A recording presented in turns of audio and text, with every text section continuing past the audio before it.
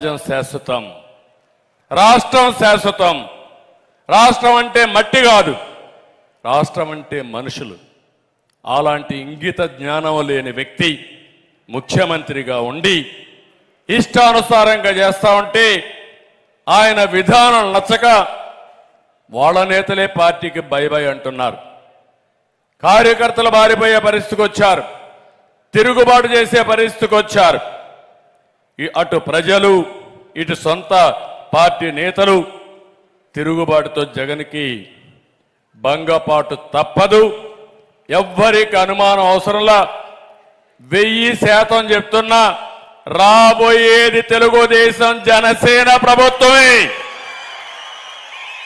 దాంట్లో అనుమానమే లేదు. ఇప్పుడు జరిగేటన్నీ ఒక నాటకం. జగన్ మాటలు చూస్తుంటే అతని మాటలన్నీ ఒక బూటకం, నవ్వుతూ గొంతు కోసే రకం.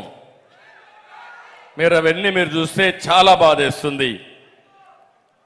మా తమ్ముళ్ళు చెప్తున్నారు, ప్రపంచంలో ఎక్కడ కూడా ఒక ముఖ్యమంత్రిని సైకో అని ముద్దుగా పిలిచిన సందర్భమే లేదు. ముద్దుగా కూడా కాదు, భయంతో కూడా పిలుస్తున్నారు. అది అటు ఇటు చూసి టకామని సైకో అంటున్నారు. మళ్ళా ఎక్కడ కేసులు పెడతారు ఈ పోలీసులని భయం. అలాంటి పరిస్థితులకు వచ్చాం. ఈరోజు వచ్చింది మీరు ఒకటేసారి గుర్తుపెట్టుకోండి, ఇది ప్రారంభం మాత్రం. ఎన్నికల నోటిఫికేషన్ వస్తానే ఉధృతమైన తిరుగుబాటు వస్తుంది.